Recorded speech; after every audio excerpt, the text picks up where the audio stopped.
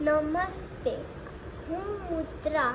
આજે આપણે 70 વર્ષના એક દાદાની વાત કરીશું, ભૂત દાદા. એમનું નામ કાંતિલાલ ભૂત છે અને આપણે આજે એમનાથી એક શીખ લેવી જોઈએ. એ આપણે એક પ્રેરણા આપે છે કે આપણે પ્લાસ્ટિકની કોથળીનો ઉપયોગ ન કરવો જોઈએ.